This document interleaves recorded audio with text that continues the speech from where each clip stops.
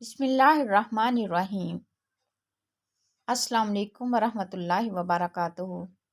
بیر کی گٹلی عام طور پر کھانے کے بعد پھینک دی جاتی ہے، لیکن قدرت نے اس بظاہر فالتو چیز میں بڑی خوبیاں رکھی ہیں۔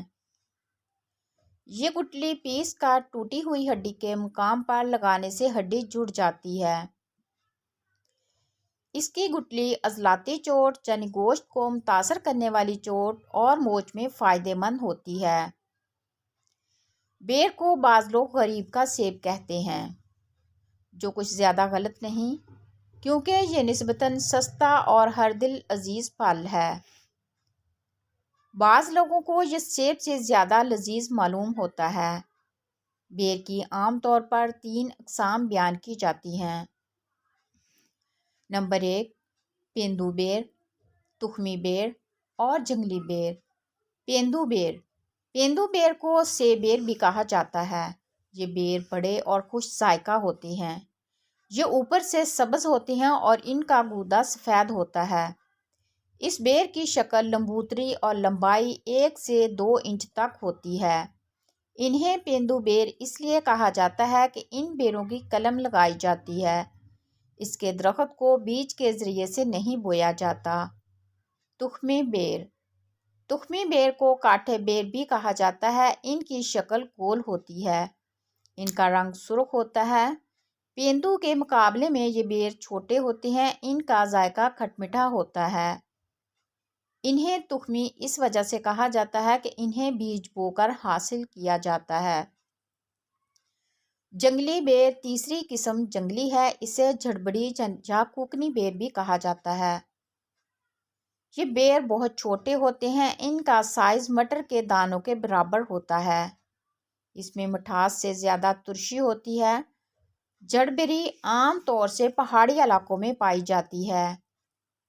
یہ جھاڑیاں خودرو ہوتی ہیں اور تقریباً پوری دنیا میں پائی جاتی ہیں۔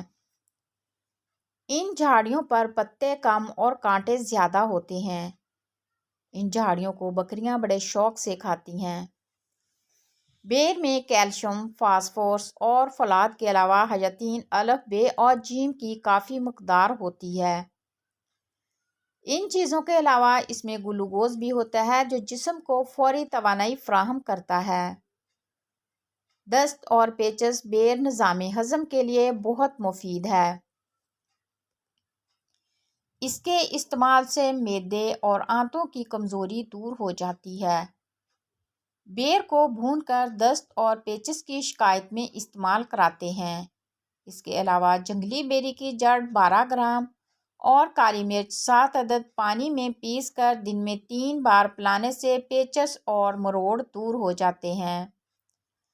سوکھے ہوئے بیر کھانے سے بھی دست بند ہو جاتے ہیں۔ آنتوں کے کیڑے بعض اوقات بچوں اور بڑوں کی آنتوں میں کیڑے ہوتے ہیں، جس کی وجہ سے ان کی صحت خراب رہتی ہے۔ ان کیڑوں کو خارج کرنے کے لیے میٹھے بیروں کو کچل کر ان کا پانی 24 گرام سے 128 گرام تک کی مقدار میں پلانا مفید ہے۔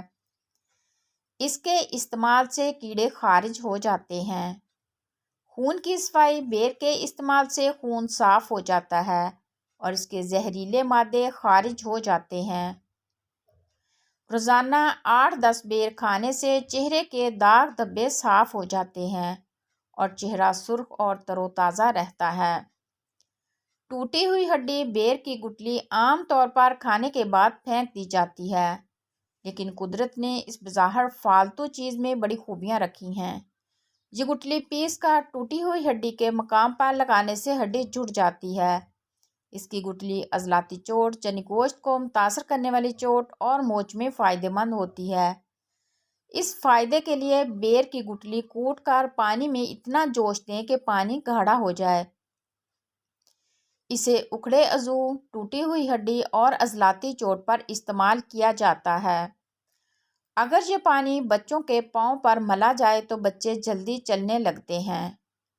خراب زخم اور پھوڑے، پرانے زخم اور ایسے پھوڑے جو کسی طرح خشک نہ ہوتے ہوں، ان پر بیر کے درخت یا جھاڑ کی چھال کا سفوف چھڑکنے سے یا پانی میں ملا کر لیپ کرنے سے بہت جلدی آرام آ جاتا ہے۔ आम फोड़ों या पीप भरे हुए फोड़ों को जल्दी पकाने के लिए बेरी के पत्ते पीसकर गर्म करके लेप करने से ये फोड़े जल्दी पक जाते हैं और इनका गंदा मवाद आसानी से निकल जाता है। नक्सीर फूटना।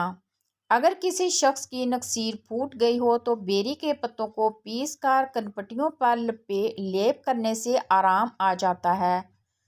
लंबे, मजबूत और चमकीले बाल। बेर के पत्तों को पानी में अच्छी तरह जोश देकर इस पानी से सर के बाल धोएं तो बाल लंबे, मजबूत और चमकीले हो जाते हैं। और वफात यानी सर की खुश्की जाती रहती है। अगर बाल गिरते हों तो इसमें जोशांदे से बाल धोने से बाल गिरना बंद हो जाते हैं।